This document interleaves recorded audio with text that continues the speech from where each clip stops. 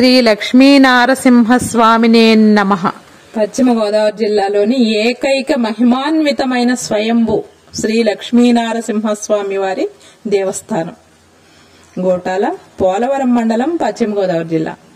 అతి పురాతనమైన ఈ ఆలయ పునర్నిర్మాణ కార్యక్రమం ప్రారంభించినారు. ఇది మనం ఉన్నప్పుడు జరగడం మన పూర్వజన్మ సుకృతం. స్వామి ఆలయ నిర్మాణంలో భాగస్వాములయ్యే అదృష్టాన్ని అందుకుందాం. ఆ లక్ష్మీనారసింహస్వామి అనుగ్రహానికి పాత్రులమవుదాం. దేవస్యాంగ్రి పదాంబుజాత యుగళ సద్గస్త రక్షాంపర వాత్సల్యాదిక సద్గుణౌ జలనిధిం నిత్య ప్రసన్నానన రాజీవాయత నేత్ర యుగ్మకలిత సంసార సంతారక గోటాలాఖ్య పురేవరే విజయతే లక్ష్మీన్ నృసింహభిధి.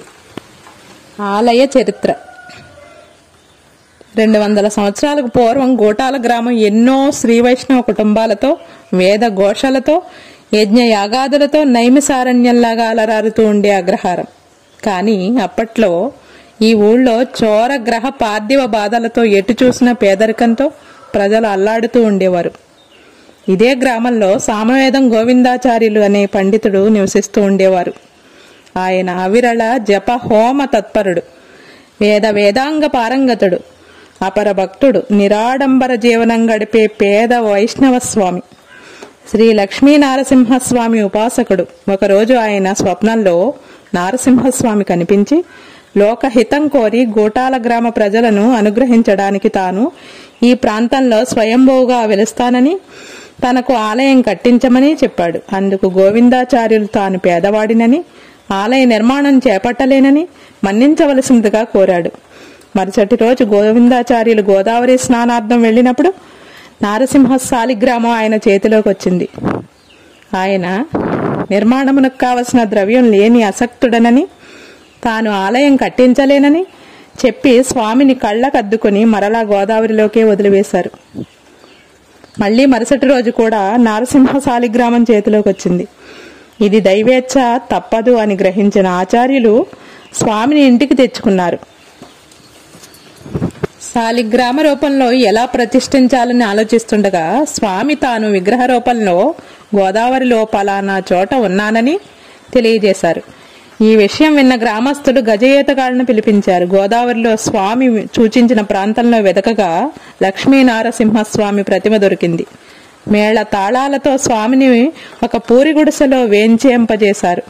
నిత్య పూజలు, నైవేద్యాల కోసం వైష్ణవులందరి ఇండ్లలో ఒక్కొక్క బుట్టను కట్టి ఇందు ప్రతిదినము ఒక పిడికెడు బియ్యం వేయండి, వారానికి ఒక ఇంట గ్రహించి స్వామికి ఆరాధన నైవేద్యములు ఏర్పాటు చేస్తానన్నారు గోవిందాచార్యులు. గోవిందాచార్యుల స్థితికి జాలిపడిన స్వామి స్వప్న దర్శనమిచ్చి, గోవిందా, ఆలయ నిర్మాణానికి నీవు కలత చెందవద్దు. నేను సూచించిన ప్రదేశం త్రవ్వితే లంకె బిందెలు దొరుకుతాయి, వాటిని ఆలయ నిర్మాణమునకు వినియోగించమని చెప్పారు. అదే విధంగా మరునాడు స్వామి సూచించిన ప్రదేశమును త్రవ్వగా లంకె బిందెలు దొరికాయి. వాటితో ఆలయ నిర్మాణం గావించారు. నారసింహ శాలిగ్రామాన్ని పీఠంలో వేసి పైన లక్ష్మీ నరసింహస్వామి ప్రతిమను ప్రతిష్ఠించారు. క్రమంగా గ్రామస్తుల కష్టాలు తీరాయి, సంపద పెరిగింది. దీంతో స్వామి నిత్య కైంకర్యాలకు, ధూప దీప నైవేద్యాలకు, కళ్యాణాలకు ఎందరో శ్రీ వైష్ణవులు స్వామిపై ఉన్న అపారమైన భక్తితో వారికున్న పొలాలను స్వామికి రాసిచ్చారు. కొందరు భక్తులు స్వామివారికి నగలు చేయించిచ్చారు, కొందరు ఉత్సవ విగ్రహాలను తయారు చేయించిచ్చారు. ఆనాటి నుండి స్వామికి అంగరంగ వైభవంగా నిత్య పూజలు, కైంకర్యాలు, ఉత్సవాలు పంచరాత్ర ఆగమ ప్రాకారం జరుగుతున్నాయి. ఇలా స్వామికి తమ భక్తి కొద్దీ ఇచ్చిన కుటుంబాల వారందరూ అష్టైశ్వర్యాలతో తొలతూగుతున్నారు. స్వామికి ఎంత కైంకర్యం జరిగితే గ్రామ ప్రజలు అంత సంతోషంతో సుఖంగా ఉంటారు. ఆలయ పునర్నిర్మాణం. గ్రామం అభివృద్ధి చెందుతూ రావడంతో నేడు స్వామి ఆలయం గోదావరి గట్టు కన్నా కిందకి వెళ్లిపోయింది. ఇలా ఉండడం క్షేమకరం కాదని, స్వామి ఆలయం ఎత్తు పెంచాలని, ఆలయ పునర్నిర్మాణం చేపట్టాలని దైవజ్ఞులు నిర్ణయించారు. గోదావరి తీరంలో మన కోసం వెలిసిన లక్ష్మీనారసింహస్వామి ఆలయ పునర్నిర్మాణం మనం ఉన్న సమయంలో చేపట్టడం మన అదృష్టం. ఆలయ నిర్మాణంలో పాలు పంచుకునే అదృష్టం అందరికీ దొరకదు. పూర్వజన్మ సుకృతం ఉంటేనే ఇటువంటి అవకాశం వస్తుంది. ఈ ఆలయ నిర్మాణంలో పాల్గొనడం వల్ల అశ్వమేధ యాగం చేసిన ఫలం లభిస్తుంది. ఈ అవకాశాన్ని సద్వినియోగం చేసుకుని శ్రీ లక్ష్మీ నారసింహస్వామి అనుగ్రహానికి పాత్రులు కావలసినదిగా కోరడమైనది.